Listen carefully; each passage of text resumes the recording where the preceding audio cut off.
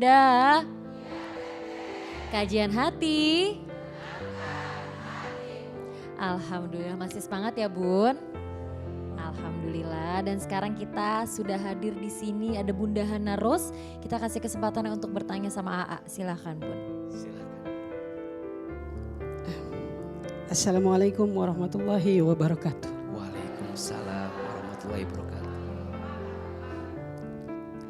Saya dari kampung bercita-cita ingin menjadi penyanyi dangdut ke Jakarta.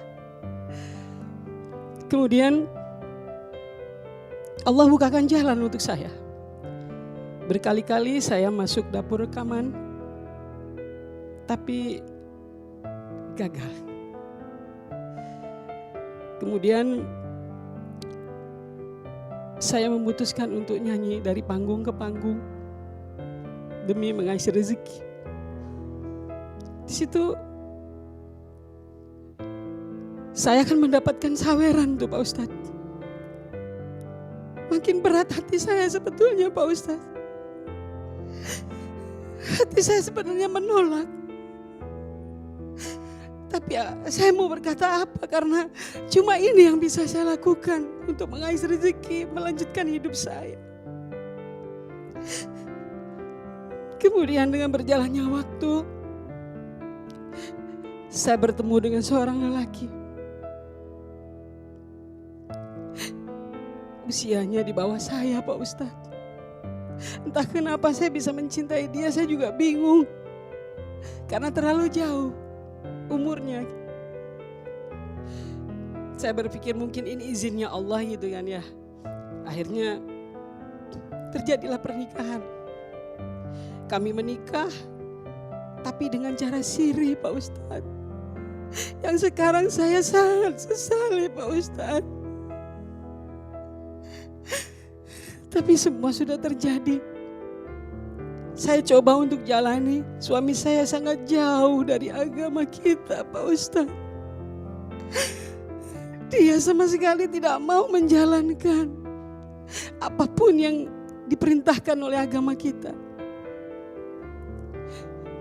Akhirnya saya tidak mau. Saya memutuskan untuk pergi dari dia. Apakah seorang wanita yang sudah memutuskan nikah siri itu salah Pak Ustadz dan tidak sah? Dan tadi saweran-saweran yang saya terima selama saya bernyanyi Pak Ustadz, apakah itu berdosa dan haram Pak Ustadz? Dan apakah benar istri yang menikah siri itu tidak mendapatkan hak seperti istri yang resmi Pak Ustadz? Dan tidak mendapatkan warisan. Bunda. Iya A. Baik, pertama kita bahas dulu tentang nikah siri. Mohon maaf dengan tanpa menggurui, jika ada guru-guru kami yang lebih mumpuni dan lebih tahu, mungkin bisa sedikit diluruskan apa yang nanti AA sampaikan. Secara umum, nikah siri itu sah dalam agama. Tapi tidak sah dalam aturan negara. Betul? Sehingga Majelis Ulama Indonesia itu di dalam fatwanya tidak menyarankan. Karena di negara ini pernikahan yang tidak tercatat akan kehilangan hak-haknya sebagai istri yang sesungguhnya. Walaupun secara agama itu sah. Apa yang dikhawatirkan? Nanti kalau terjadi sesuatu dari pernikahan itu, maka agak sulit untuk meminta pertanggungjawaban secara negara, betul? Karena tidak tercatat. Siri itu kan maknanya sembunyi-sembunyi. Atau ya bahasa gampangnya ya tidak dicatat gitu. biasanya ada alasan tertentu. Wallahu a'lam bishawab, apa alasannya? Maka kalau boleh ada pilihan, ya sebaiknya kenapa harus siri?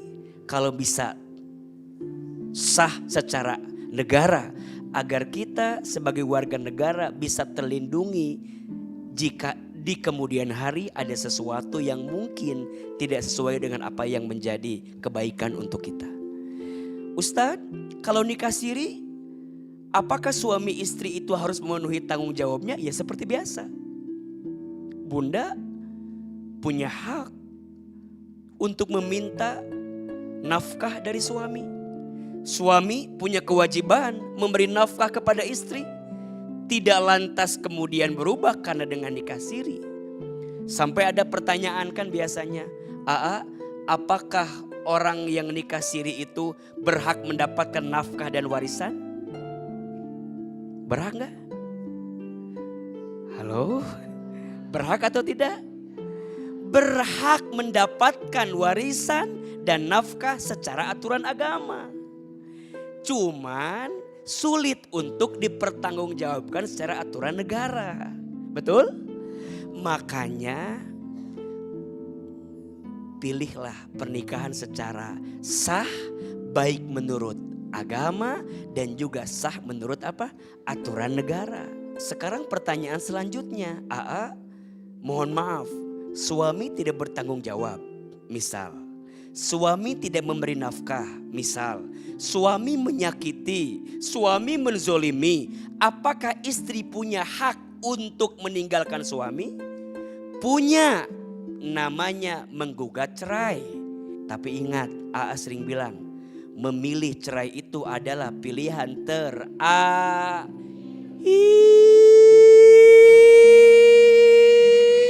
Ujung banget, ujung banget, ujung banget. Jauh. Pilihan Nah,